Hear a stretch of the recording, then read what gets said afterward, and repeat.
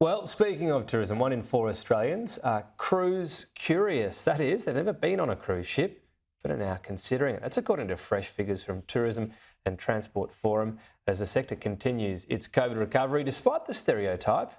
Apparently, it's millennials and Gen Z driving this uptick. Well, joining me live is Transport's Chief Executive, Margy Osmond. Osmond, I should say. Thank you very much for your time. I was a bit surprised at this. Look, I've spoken about this with my wife and we're like, oh, maybe one day, but not sure we do it. What sort of cruises are people interested in? I'm assuming they're not the sort of cliched ones with a Tom Jones impersonator and casino on a Thursday night. Well, I don't know that there are any cruises quite like that anymore, Tom. That might fall into the vintage category.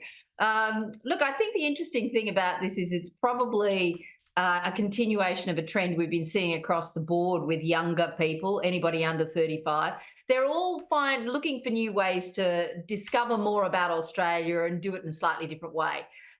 We've seen a huge uptick in, for example, millennials going to places like Dubbo and a whole range of sort of central Western towns. So this interesting cruise and seeing their own country in a slightly different way is right on the money at this point in time. I think also what you've I got is a guess. Hmm.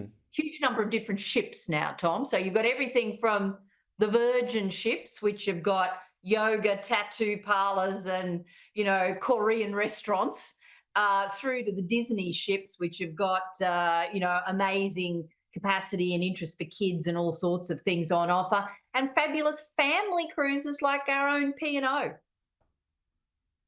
Disney ship. All right, you got my interest because tell you what, could probably park the three. She's nearly 4-year-old now somewhere and say, see you in a couple of hours. The other aspect though, those Virgin cruises, I guess, it's a brand with a bit of kudos, I guess, with younger people.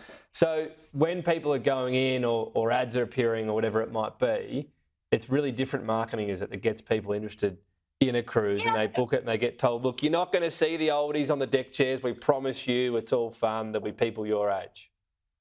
Tom, you've clearly not been on a cruise for a very long time. I don't know where these I've big never chairs are done coming one. from. I've never done one. Well, you I should should be say part of I'm our cruise closer to an curious oldie community. I'm closer to an oldie on a deck chair than I am wanting to see the sort of wild Never. cruise these days, I should say, Margie. So no condescension there, but is it really something that's sort of evolving in that sense? And Look, I think it is. There's different ships now for different demographics, but all of the great ships, cover everybody from the 2-year-old through to the 92-year-old or the 102-year-old. I think one of the other things that makes it very attractive at the moment is that it's perceived, and I think is genuinely, value for money. Once you get on the ship, everything's paid for. And so for many people, that represents a great option. And I think increasingly over the last sort of 2 or 3 years, we've been seeing more and more extended family groups. So, mum, dad, all of the kids, all of the grandkids, half a dozen extra brothers and sisters and a few orphans and strays who join a large group together and all go on a cruise because it's an easy thing to do and lots of fun. So I think you're seeing a bit of that. mm. And once again, I think there's an awful lot of people just like you who've never been on one, so they think they might like to go out and try it. Oh, well, look, I'll at least Google it. I'll do that. I'm intrigued, even though I'm not sure what category I fit into these days. The other thing I'm interested in, I know you've sort of railed against high airfares previously, but I wonder how much people are looking at areas like, far north Queensland, because you can probably get still relatively cheap airfares to somewhere like Bali. But once you go further now, there's no such thing as a really cheap airfare. They've all but disappeared. So people go, well, hang on, I might pay a bit more for accommodation in Australia, easier to get there, and flights are going to be cheaper because, they're not cheap to Cairns right now, but it's a hell of a lot cheaper to going to, say, Thailand. Well, it is actually pretty cheap going to Cairns at the moment because the Queensland government have an amazing set of incentives and cheap airfares to get people to go to Cairns. Interestingly enough, the most sought after destination on a cruise ship, if you're in Australian waters, is in fact Cairns, Airlie Beach, etc. And second on the list is Tasmania, and then Sydney.